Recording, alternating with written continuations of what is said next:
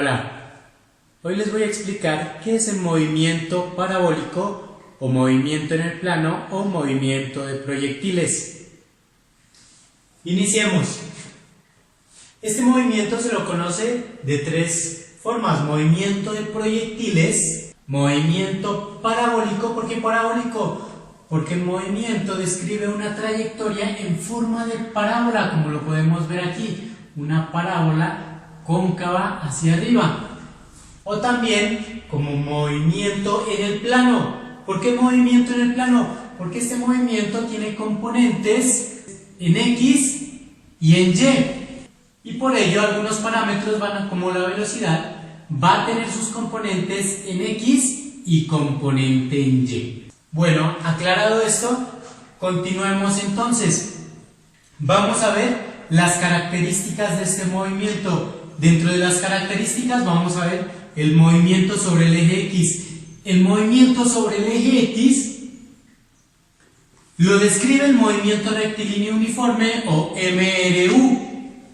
Ese movimiento nos regala una única ecuación, la cual es distancia final es igual a distancia inicial más velocidad en X por tiempo. Por lo general, nuestro punto de origen o referencia es nuestro punto de cero o de inicio, y aquí nuestra distancia inicial siempre será 0, por lo que este movimiento transforma su ecuación como distancia final igual a la velocidad en X por el tiempo. Y recordemos, en este movimiento la velocidad en X siempre será constante. Entonces, si sabemos la velocidad en X en este punto, será la misma que en este punto, en este punto o en este punto o al final de su movimiento. Entonces, si sabemos la velocidad en X en algún punto, ya sabemos la velocidad en cualquier punto porque será la misma. En el eje Y nos describe el movimiento rectilíneo uniforme acelerado o MRUA. Las ecuaciones de nuestro movimiento rectilíneo uniformemente acelerado son las siguientes. Velocidad final en Y. Recuerden que estamos hablando del eje Y. Velocidad final en Y es igual a la velocidad inicial en Y más la aceleración por el tiempo. Velocidad final en Y al cuadrado es igual a la velocidad inicial en Y al cuadrado más 2 veces la aceleración por la altura. Y es nuestra altura. Aceleración es igual a la velocidad final en Y menos la velocidad inicial en Y sobre el tiempo. Recuerden que para este movimiento nosotros tenemos que hablar en intervalos. Ejemplo, si cogemos este punto, este será nuestro punto inicial, y si cogemos este punto, él será el final. ¿Sí? Y dependiendo del intervalo que nosotros queramos saber, o si queremos saber este punto, pues este será nuestro punto final y este nuestro punto inicial. Sigamos entonces.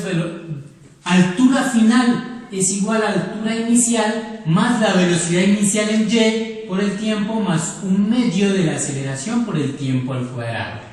La altura final es igual a la velocidad final en Y más la velocidad inicial en Y sobre 2 por el tiempo.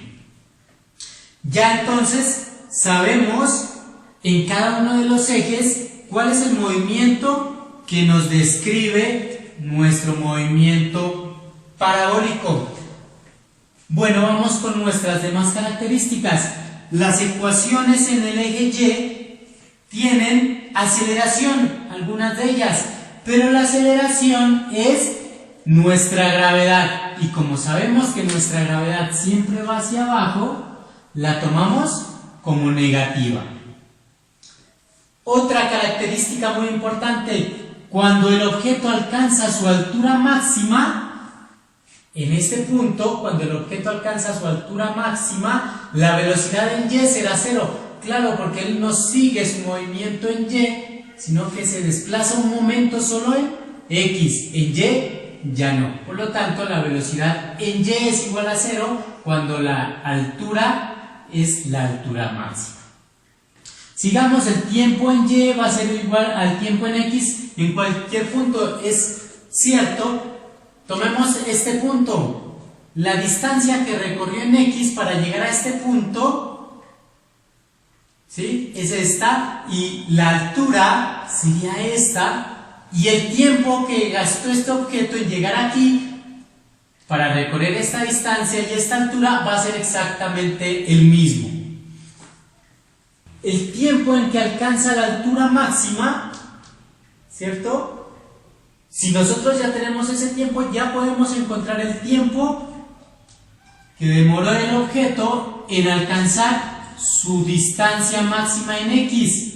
¿Por qué? Porque el tiempo para alcanzar la distancia máxima es 2 veces el tiempo para la altura máxima. O sea, que el tiempo que demora el cuerpo en llegar hasta esta mitad de la parábola va a ser el mismo que demorará en recorrer la otra mitad. ¿Listo hasta ahí? Miremos qué más características tiene nuestro movimiento parabólico. Ya dijimos, tiene componentes de la velocidad en Y y en X en cada uno de los puntos.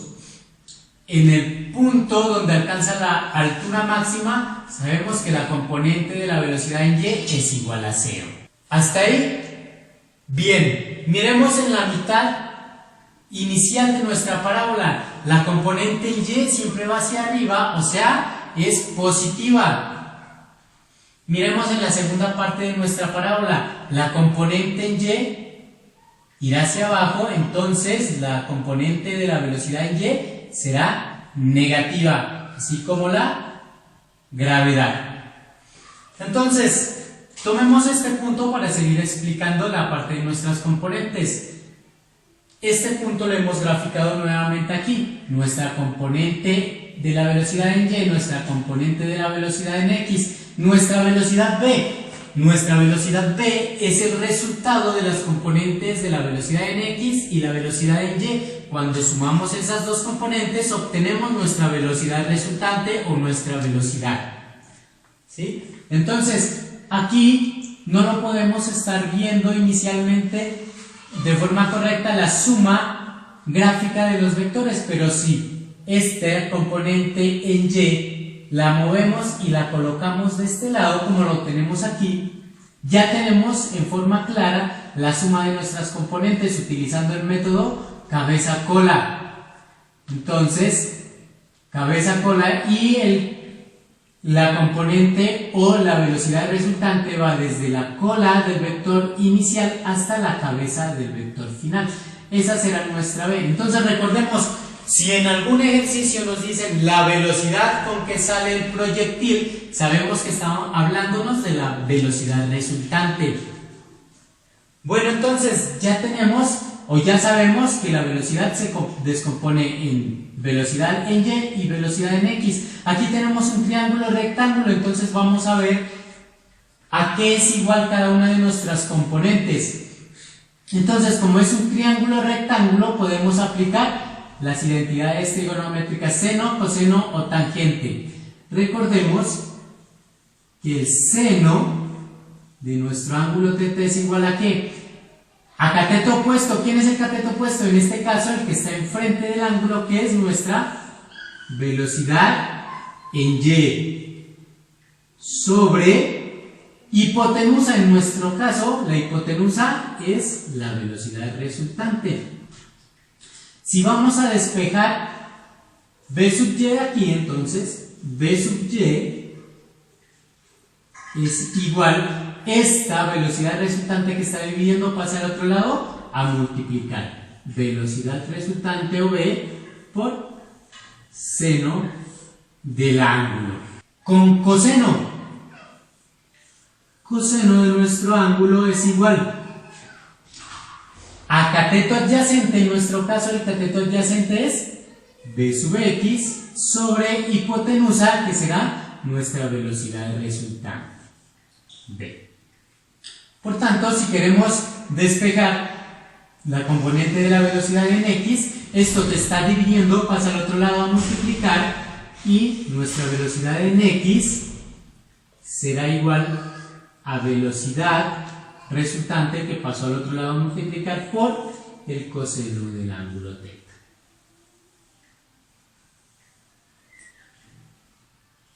Entonces aquí tenemos nuestras dos componentes tanto en Y como en X. También podemos aplicar tangente, que sería igual a cateto opuesto sobre cateto adyacente. Tangente de nuestro ángulo es igual a B en X sobre B sub Y. Si gustan, recuerden que para que haya nuestro movimiento, para que se pueda desarrollar un movimiento parabólico, tiene que haber una velocidad inicial tanto en X como en Y un ángulo con el que se esté lanzando el proyectil. Si el ángulo es de 90 grados, pues ya nuestro movimiento se convierte en un movimiento vertical, ¿cierto? O si solo hay velocidad en X, pues no podría describir el cuerpo esta trayectoria. O si solo hay velocidad en Y, no podría describir el cuerpo esta trayectoria en forma de parábola. Entonces, chicos, espero que me hayan entendido la explicación. Recuerden, si les gustó la explicación, denle like al canal, suscríbanse al canal, dejen sus comentarios, compartan con sus amigos o compañeros, y es todo por ahora. Muchas gracias.